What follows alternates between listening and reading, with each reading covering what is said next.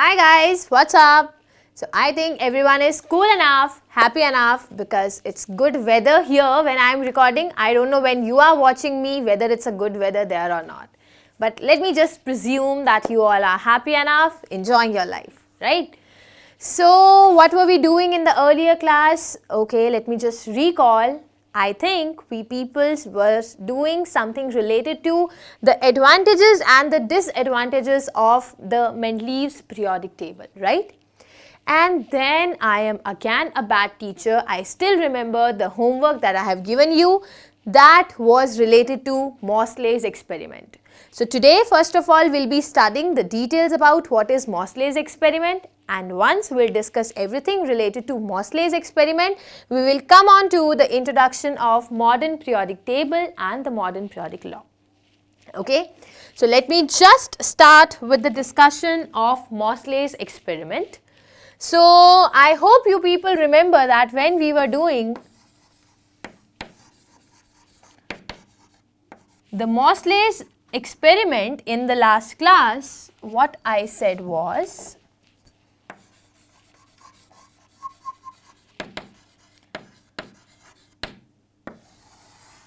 you were to take a heavy metal, like for example the heavy metal that you could have taken was tungsten.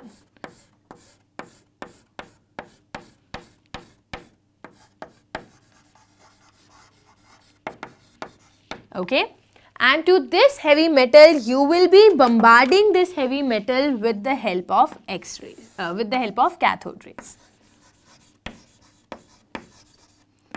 So last time in terms of cathode rays I had written this word radiation because I wanted you to figure out what were the rays that were impinged. So you are impinging the cathode rays onto the heavy metal which is tungsten. Instead of tungsten you could have taken any other heavy metal also. Now the rays that will be coming out, the deflected rays will not be the cathode rays, but they will be X-rays. Now you know, right, if they will be X-rays then they must be having a particular frequency also. Right? So when I was taking the element tungsten, let us say the atomic number was Z1, the frequency that I was getting was nu1. When I took the element Z2 atomic number, then the frequency of the radiation which was coming out was nu2. So for Z3 we got nu3 and so on, right? Now Moseley also he has given a kind of graph. So that graph was basically represented between under root of frequency with respect to atomic number, okay, where what is nu? Nu is the frequency of the emitted X-ray, okay, and what is Z? Z is the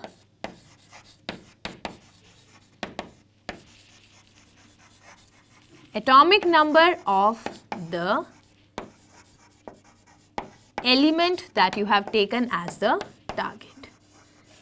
So I can also call it as the target element, okay.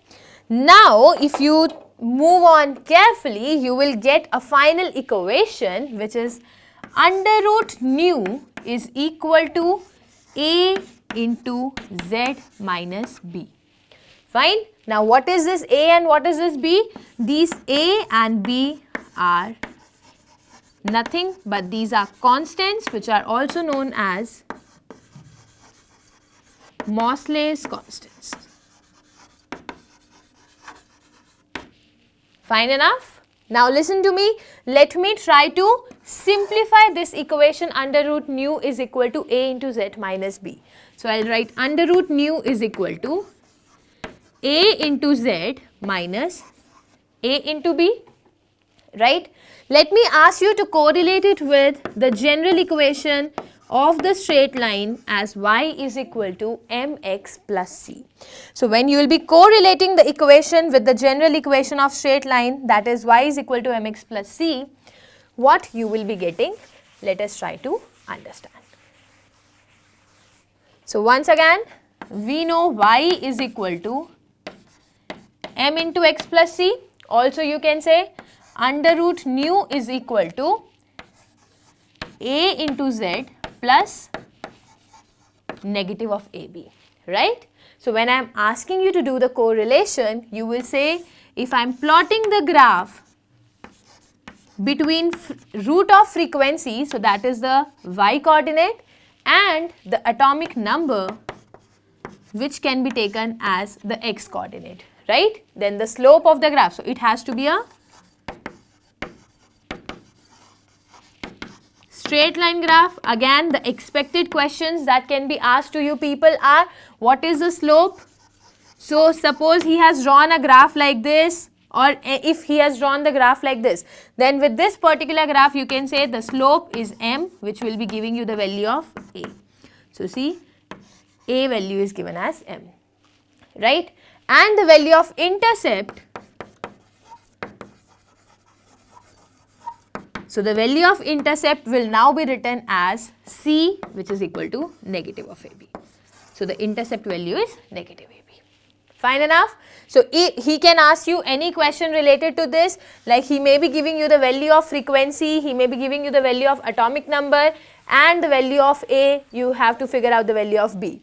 Or with the help of graph, he can give you any other question, like you need to tell the slope, or you need to tell the value of B, or you need to tell A, Z, nu. So this is all about the Mosley's experiment, right? These are just the question thing that can be asked. But how Mosley's experiment was important to us, now we need to continue with the discussion on that topic. Listen, I was saying that under root nu is equal to a into z minus b. Fine? Do the multiplication with a, or you do not do the multiplication with a. You can say under root nu is directly proportional to z minus b. I am removing the proportionality constant a. Okay. Now you are subtracting something from z, or you do not subtract something from z. Overall also I can say na, root nu is directly proportional to z. I mean, that is just the crux. Like if you change the atomic number, like, so this is what I am saying. So it's not a direct correlation, that is why we have got the exact correlation.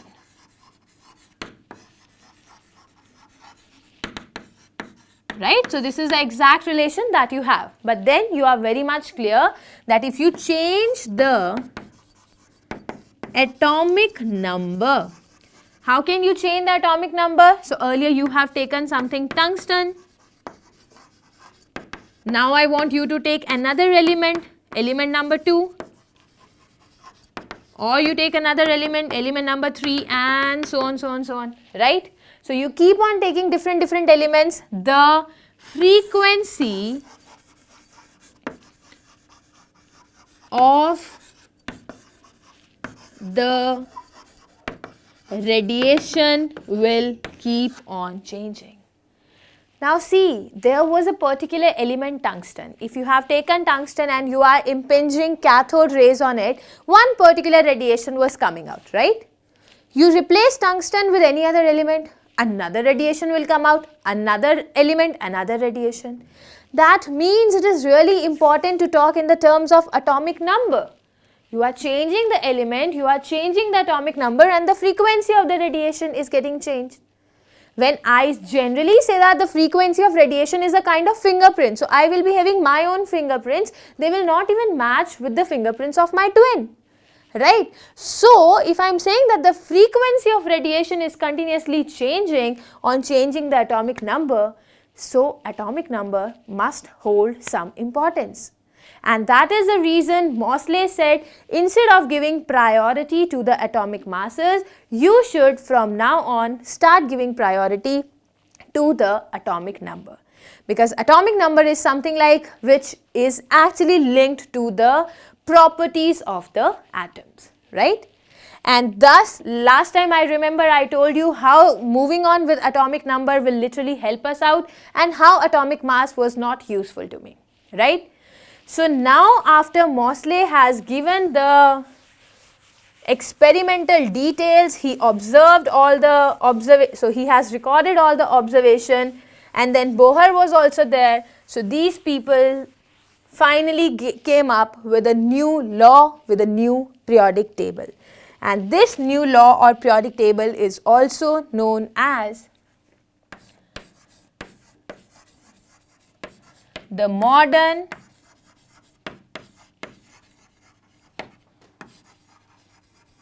periodic law. Okay? Now, before I define anything related to modern periodic law, listen to me very carefully. When I was talking about Newland law of octaves,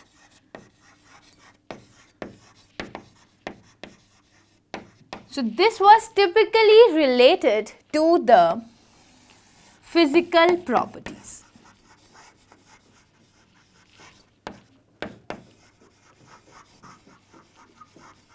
Okay, so when Newland gave his law, it was completely correlated with the physical properties. You remember we have taken atomic mass, atomic volume in drawing the graph, right? After Newland, when I came on to the discussion from Mendeleev's periodic table.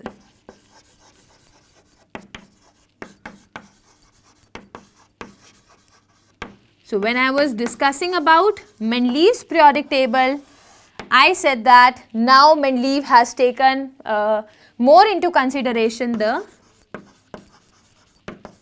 chemical properties. Actually, Mendeleev talked about the formula which could be formed by the element because of its oxides and hydroxides. So when oxides and hydroxides were formed, like when the element was forming the oxide and the hydroxide, then the chemical property came into consideration. Okay. But finally, when I'll be talking about the modern periodic table or the modern periodic law, it was not only based upon the physical properties or the chemical properties, it was actually based upon both the physical and chemical property. So what is the modern periodic law? The modern periodic law states that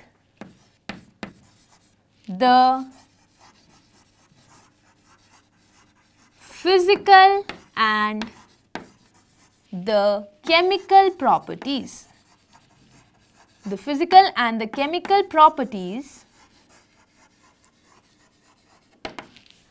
of an element. So according to the modern periodic law, the physical and the chemical properties of an element are the periodic functions. Once again, see, I am writing periodic functions. I am not just writing functions, I am writing they are the periodic functions of the atomic number of the element. That means when you will be arranging the elements in the order of their increasing atomic number, then the elements with similar properties will get repeated after a certain regular interval. That is the reason why I have specifically mentioned the periodic functions. So the elements with the same physical and chemical properties will be repeated after a certain regular interval. Okay, and on the basis of this particular law, the table that was predicted or the table that was proposed was known as the modern periodic table. So now I'll be telling you about the table which is modern periodic table.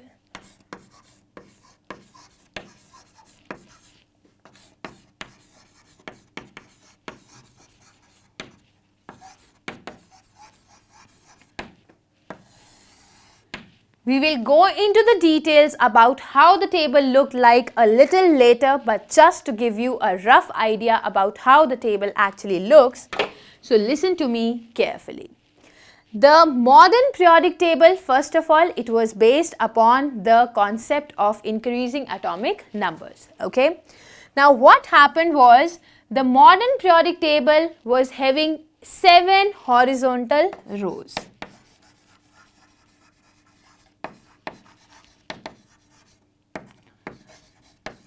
So in the Mendeleev's periodic table also there were 7 horizontal rows. In the modern periodic table also there were 7 horizontal rows, which are known by the name periods. Okay, and there are 18 vertical columns, and these 18 vertical columns which are present in the periodic table are known as groups. There was no further subdivision, nothing like that. Now listen carefully. So if I am talking about how the basic form, if I am trying to draw, so there is this group and this group. So this is group number 1 and group number 2. So these two groups are also known as alkali metals, and these are known as alkaline earth metals. Okay, so two groups you have considered. Now there is a total of 10 groups are there, and then you have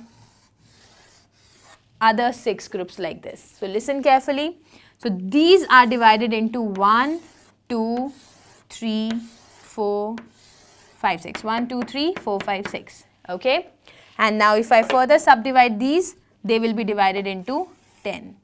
So 1, 2, 3, 4, 5, 6, 7, 8, 9, 10. So if I tell you this is group 1, group 2, group 3, 4, 5, 6, 7, 8, 9, 10, 11, 12. So one extra I have drawn 1, 2, 3, 4, 5, 6, 7, 8, 9, 10, 11, 12. That's it. So let me just erase this. Then we have group number 13, 14, 15, 16, 17, 18.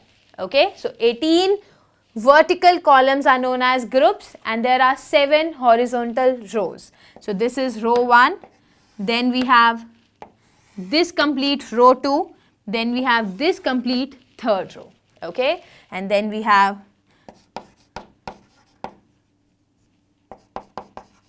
so this now can be further, I should have written it like this.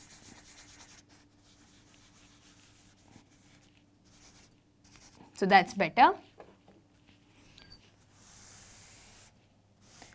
So now we have 7 rows. So 1, 2, 3, 4, 5, 6, 7 and so on. Okay. So now listen carefully. These 2 will be known as S block. These 6 will be known as P block. Then all these will be known as D block. Okay. And a few elements are also separated in the periodic table, which I will be drawing at last, which will be known as F block. So this is just how the periodic table will look like. But now you might be thinking, ma'am, it is so bad. I mean, it's very difficult to remember the entire periodic table, right? But do not worry at all. So that is my promise. I first want you to note it down. Okay. So just make a kind of rough idea, because now after noting this down, I will be telling you how each and every group, each and every period has to be started.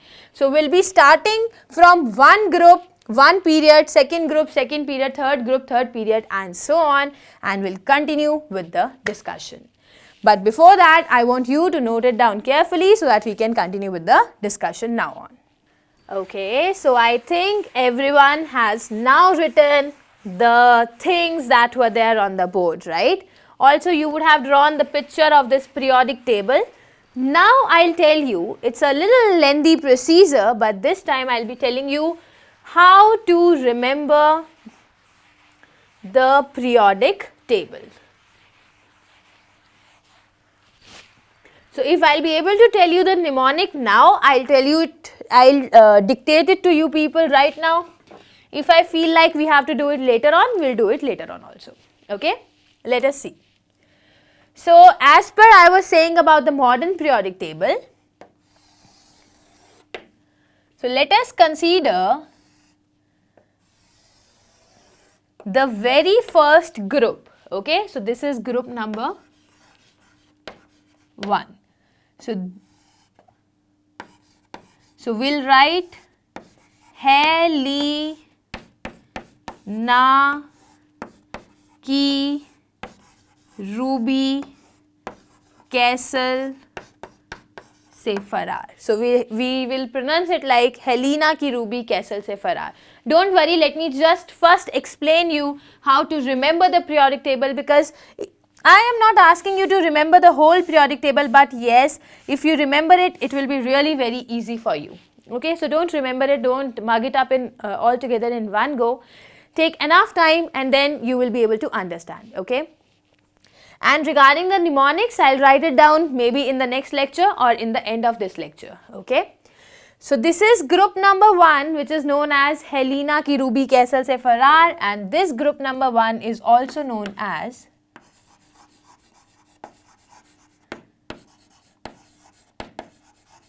alkali metals. Now first point, why they are known as alkali metals? Because if you talk about their oxides or you talk about their hydroxides, so the oxides and hydroxides of these metals are alkaline in nature, so they are basic in nature, that is why they are also known as alkali metals. Okay. After this, we will be having our group number 2, which doesn't start corresponding to hydrogen, it starts little below like corresponding to lithium. So this is beta, mange, car, scooter, bap, roe. Okay, again the mnemonic I'll tell you later on. Now if I talk about group number 2 elements, these group number 2 elements are also known as, let me write down here only, they are known as alkaline earth metals. Now you might be thinking, why alkaline earth metals? Why alkaline? Because yes, their oxides and hydroxides again will be basic in nature. Now why I am talking about earth metals? Because many of them are found in the earth's crust. Okay, so like for example, calcium, you know, it's found in stones.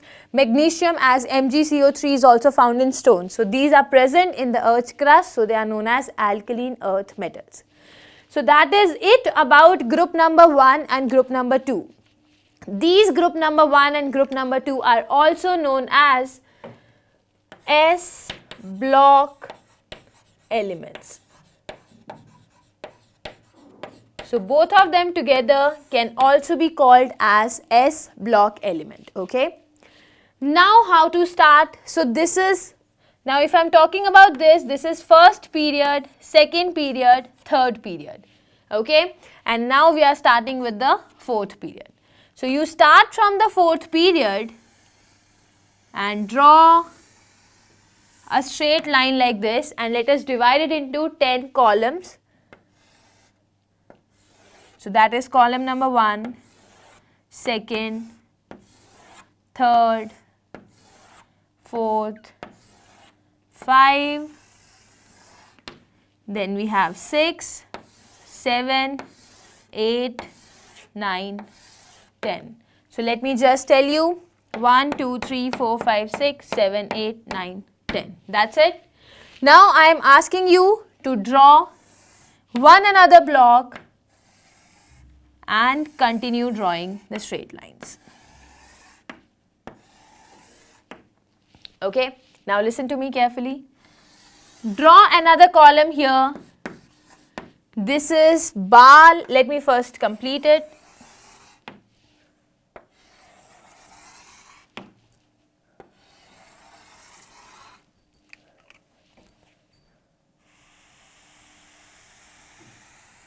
Okay, so see here very carefully, this one we will write as बाल और गाल करें India की population tall. Again, don't worry about the mnemonic, I'll tell you later on. So this is known as group number 13. See how this is group number 1, 2, group number 3, group number 4, group number 5, group number 6, group number 7, 8, 9, 10, group 11, and this one will be group 12. So these are 12 groups, right? And then on to group number 13, we have Baal aur Gaal Kare India ki population tall. Okay. Now since this is starting with boron, so this is also known as boron family. Okay, we write it with the name as boron family. Now moving further, we have कैसी गई संन्यास लेने पहुंची pub में. Okay, so this is again I am representing, and this is group number 14. Now which is the first member? Carbon is the first member, so this is also known as carbon family. Okay, after carbon we have another, and this is nitrogen, phosphorus, arsenic. So otherwise I have seen people learning it like New Zealand, Pakistan, Australia, sab Bharat se piche. So no offense to anyone who is from any country, okay, it's just a mnemonic. So nitrogen, phosphorus, arsenic, sab Bharat se piche, it is known as group number 15 and nitrogen family. Okay, then we have U, S, Se, Tepu. So those students who are watching me who do not understand Hindi and they can follow only English, for them you have to define the mnemonics by yourself. Okay, so make sure you can devise any particular mnemonic with the help of which you can remember them. So this is group number 16, oxygen family. Okay, and then I don't have any mnemonic for this because it's really very easy. You have learnt it: fluorine, chlorine, bromine, iodine, and these are known as halogens. So these are halogens or group number 17. Fine. Now let me draw one another last group once again. I hope you would have noted it down, so I am removing this. Now at last we have another group which is known as group number 18. These are known as noble gases and they are helium, neon, argon, krypton, xenon, radon. Okay, so these are known as noble gases. Now this is what I have told you about group number 1 to group number 18, and this is what I told you right in the beginning, that there are 18 vertical columns are there which are known as groups, right? Now let us talk about group number 3 to group number 12. But before I continue further, listen to me very carefully. Group number 1, group number 2, and starting from group number 13 to group number 18. So these are known as normal elements. Normal atoms or normal elements you can say. They are also known as representative elements. Okay, so S, now okay, one more thing, group number 13 to group number 18 are also known as P block elements.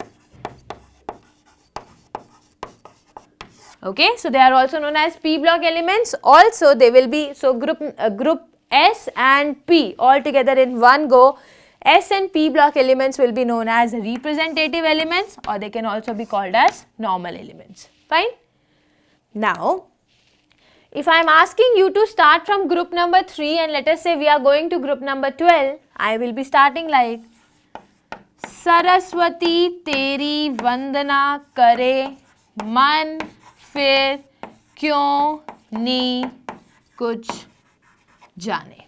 Okay, again for the mnemonic you need to wait. So Saraswati teri vandana kare man fir क्यों नहीं कुछ जाने, all these will be D block elements.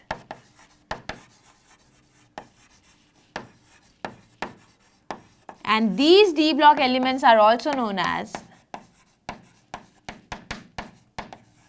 transition elements.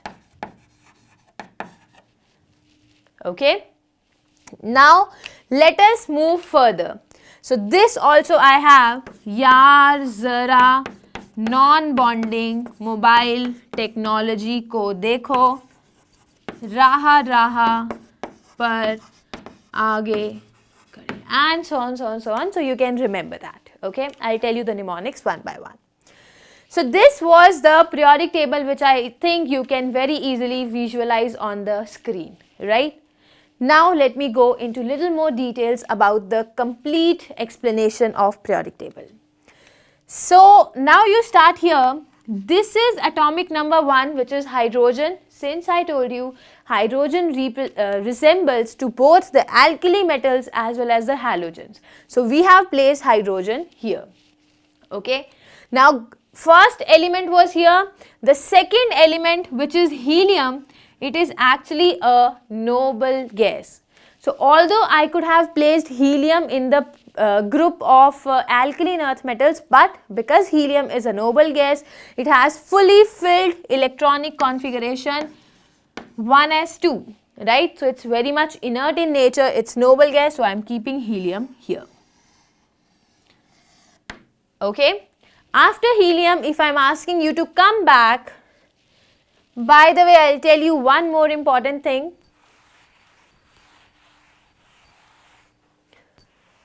Let me just erase all these things.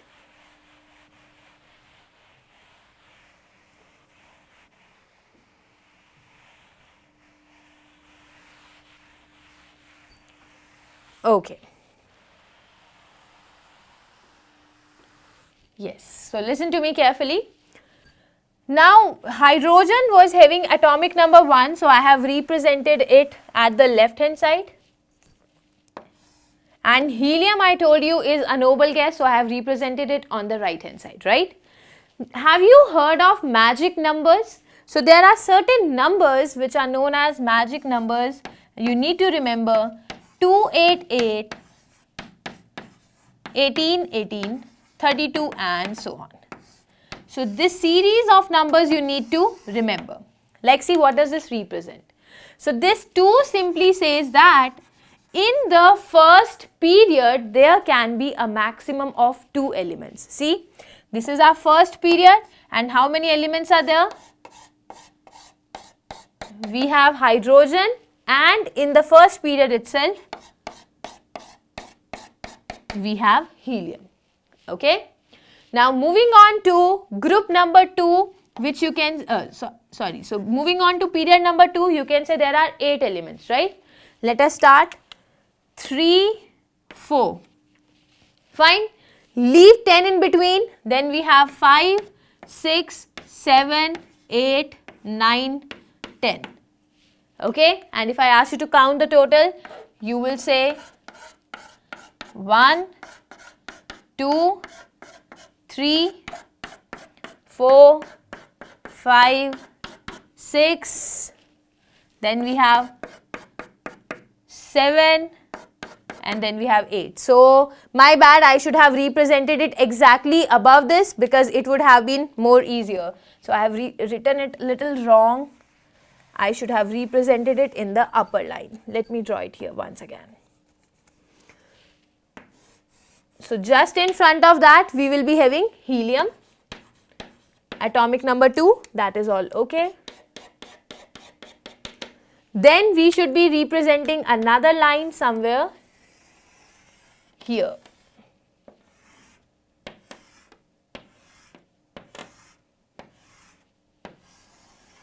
This would have been perfect. Let me just write the numbers once again. The same sequence is to be followed, nothing wrong, but then you have to represent everything one above. I missed it out because I couldn't see both the sections of the board. Let me just represent them again. So, 1 is there, 2 was there, 3, 4 is here. So, 5 will be there in the same side. Okay. So, we have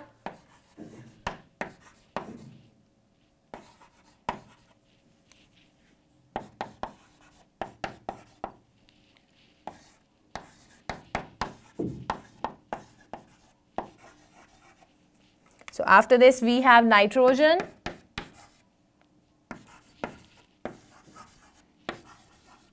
then we have, so you just need to imagine I have shifted one thing above, right?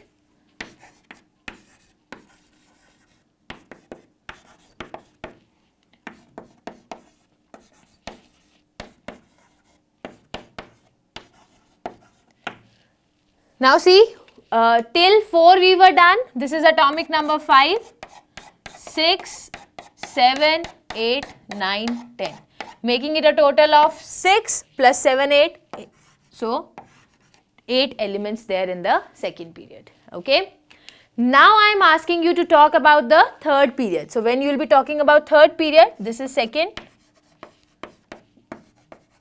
Then we are talking about the third. So, the third again will be starting from atomic number 11. So, we have 1, 2. So, 11 is sodium, 12 is magnesium. 2 are there. Then we have 13, 14, 15, 16, 17, 18. Again making it a total of 8 elements. So, see. So, 8 is done. After that, we have to represent 18 elements. Start from atomic number 19, 20. Now, see, I will be moving in the same period. 21, 22, 23, 24, 25, 26, 27, 28, 29, 30. So, guys, till 30, it is really important for you people to remember the atomic number till 30. And if it is, it will be good if you can remember 31, 32, 33. 34, 35, 36, but it is not required. So, till 30 you need to remember. Now, let me give it a total count. So, this is 6 plus from here to here 10 and 10 plus, so 10 plus 6 plus 2, 18, making it a total of 18 elements. Fine enough? Now, moving further, after that we don't need to remember the atomic number, but you can remember the position. So, 36 we were done, then we have 37, 38,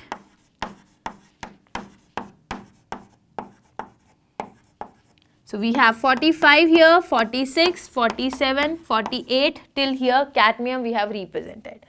So, moving further 49, 50, 51, 52, 54. Now, you might be thinking, ma'am, if a question comes, we can't just draw the periodic table every time, right? I am not asking you to mug it up. So, just listen to what I am saying. Don't remember everything. Don't just mug up everything. I'll let you know what all is to be remembered maybe in the next lecture also. Okay? So, listen carefully. So, till 54 we are done. Okay? So, now making it a total of again 6 plus 10, 16 plus 2, 18. 18 elements. Okay. Now, moving on to atomic number 55, 56. Here comes the crux. This is atomic number 57. As usual, this is lanthanum. But when I am talking about atomic number 58, 58 is not represented here. Okay. So, for the representation of 58, we will draw another huge row and we will try to divide it into 14 small columns. So, I will be starting with 58, 59, 60, 61, 62, and I'll draw 14 such. So moving further,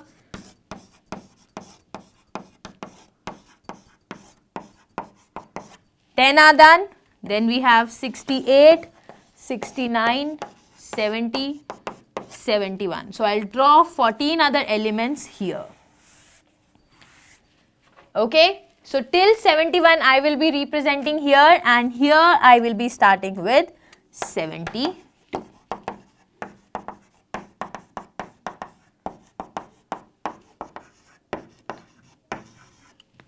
Okay. Now these 58 to 71 atomic number elements, they are also known as inner transition elements, and they are also known by the name as F block elements. Okay, so now I'll ask you to continue. This will be 81, 82, 83, 84, 85, 86. So do remember this was 86. Moving further, 87, 88, 89. Okay, so this you would think to be 90, but is not 90. So start from 90, go till next 14, and then come up here and continue. Fine. So this is how we can represent the long form of periodic table. After this lecture, I really agree that you want to kill me, right? Because this is so bad, and you might be like, you are a chemistry teacher, so you can remember. How can we, being like cute kids, right? We can't remember all that. So don't worry, this lecture was supposed to be like this because I need to flaunt, right, that I know the whole periodic table. So you don't have to mug it up like anything. Just leave it, watch the lecture and understand what I taught. Don't mug up anything.